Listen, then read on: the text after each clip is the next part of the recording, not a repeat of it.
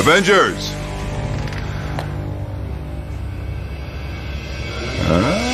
오늘은 마블 캐스팅 비하를 준비했는데요. 내용이 궁금하다면 영상을 끝까지 시청해주세요.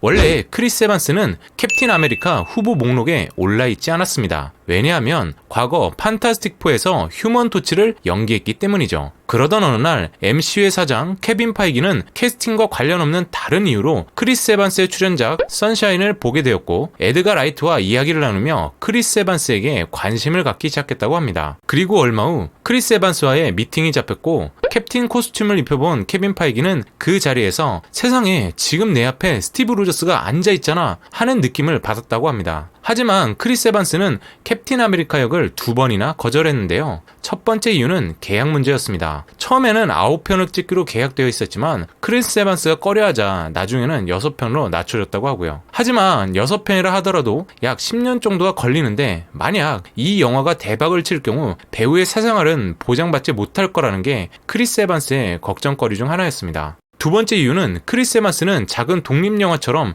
자신이 찍고 싶은 영화를 촬영하면서도 잠깐의 휴식을 취할 수 있으며 자신만의 시간을 보낼 수 있는 평범한 삶을 좋아했었는데요. 만약에 캡틴 아메리카를 찍게 된다면 매 순간 사람들에게 둘러싸이는 일이 생기거나 혹은 자신의 가족에게 피해가 가는 일이 벌어지게 될 수도 있고, 그때는 정말 돌이킬 수도 없기 때문에 많은 걱정을 했다고 하네요. 또한 영화의 결과로 인해 좌우될 여러가지 상황들에 대한 두려움과 캡틴 아메리카 역으로 배우 이미지 또한 고정되는 게 싫었다고 합니다. 퍼스트 어벤져 감독인 조 조스터는 많은 사람들과 테스트를 해봤고 그들 모두 훌륭했지만 크리스 에반스만큼 딱 맞아떨어지는 사람을 찾기는 힘들었다고 합니다. 처음 본 순간 세상에 바로 이 녀석이야, 이 사람이 바로 캡틴 아메리카야 라고 느꼈다고 합니다. 크리스 에반스는 마블이 원하는 모든 것을 가지고 있었고 다른 배우들에게 비해 경험 또한 충분했으며, 무엇보다 조 조스턴에게는 크리스 에반스가 진짜 스티브 로저스처럼 느껴졌다고 하네요. 그렇게 엄청난 설득 끝에 크리스 에반스를 캐스팅하게 됐는데, 그 노력에는 로다주와 스칼렛 요한슨도 크게 한몫했다고 합니다.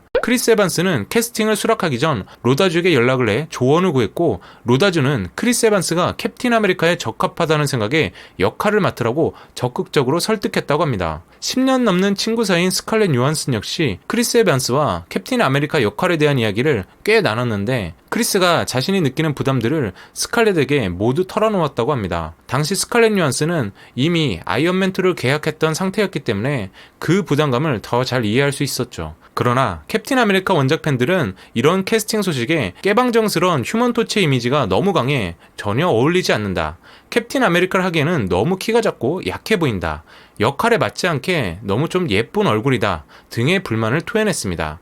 하지만 영화가 개봉하자 이런 불평들은 곧 큰 호평으로 바뀌게 되죠.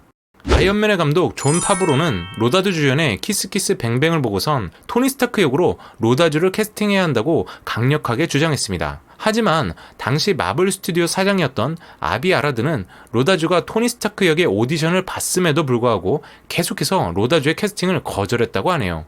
이후 케빈 파이기가 사장이 되었고 그가 가장 먼저 한 일이 바로 로다주를 토니 스타크 역으로 캐스팅한 것이었습니다. 술과 마약에 찌들어 사는 로다주를 캐스팅했다는 소식이 전해지자 팬들의 거센 항의와 반대, 마블 본사에서도 크게 반대했지만 케빈 파이기는 그대로 밀어붙였고 영화는 개봉.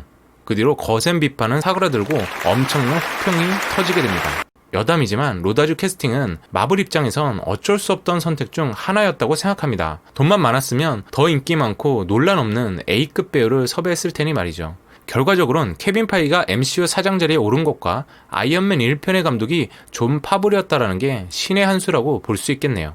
스칼렛 요한슨은 아이언맨을 보기 전까진 히어로 영화 자체에 관심이 없었으면 물론이고 자신이 그런 역할을 맡게 될 거라고는 전혀 생각조차 하지 않았다고 합니다. 근데 극장에서 아이언맨 1편을 본 뒤론 히어로 영화에 완전 푹 빠지게 되었다고 하네요. 그 마블과 연이다 존 파브로 케빈 파이기와 미팅을 했는데 당시 후보에 오른 캐릭터는 블랙 위도우, 스칼렛 위치, 와스프, 문스톤 등이었는데 스칼렛 요한슨은 존 파브로와 케빈 파이기가 블랙 위도우를 염두에 두고 있다고 생각하고 이후 두 번째 미팅 때 자신이 블랙 블랙 위도우 배역에 열정을 가지고 있다는 걸 알아주길 바라는 마음에 머리를 붉게 염색한 채 갔다고 합니다. 그리고 결과는 대성공적이었죠. 그렇게 6주간 트레이닝을 하고 6개월간 촬영을 하면서 스칼렛은 블랙 위도우 코스튬에 최적화된 몸매를 유지하려고 부단히도 노력했는데요. 세트장을 걸었을 때 모든 크루들이 환호를 하며 극찬을 했다고 합니다. 그제서야 스칼렛은 이제 됐어 싶었다고 하네요.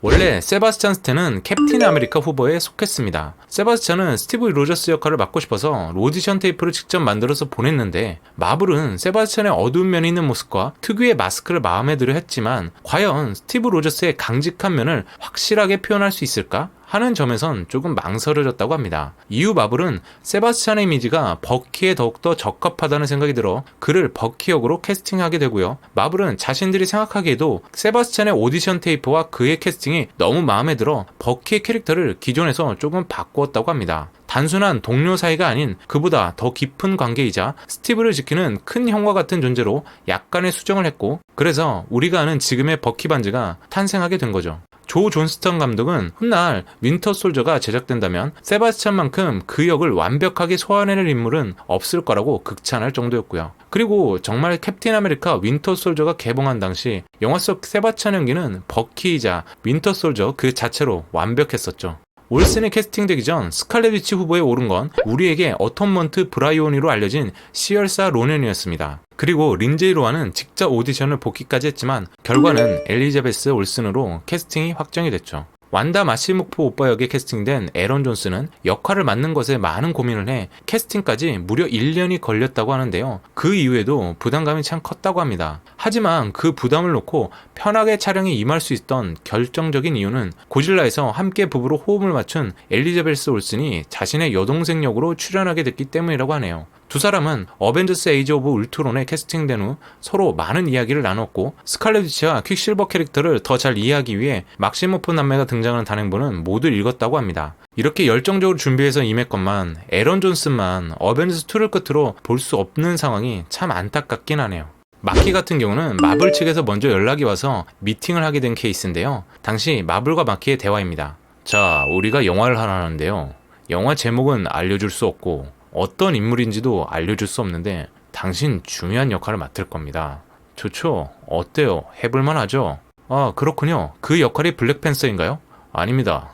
그럼 아이언맨? 흑인 버전? 아닙니다. 아니 뭐 그래요. 그럼 같이 찍읍시다. 이렇게 샘 역의 캐스팅은 순조롭게 끝나게 됐고 성공적인 결과물을 만들어내게 됩니다. 마키 본인도 아주 만족스럽다고 하고요. 자, 오늘 준비한 내용은 여기까지입니다. 추가할 캐스팅 비하들도 더 있겠지만 여운을 남기면 끊는 게 미덕이겠죠. 혹시나 더 알고 싶은 배우들의 캐스팅 비하가 궁금하다면 댓글로 꼭 남겨주시고요. 좋아요도 한 번씩 부탁드리겠습니다. 시청해주신 모든 분들 대단히 감사합니다.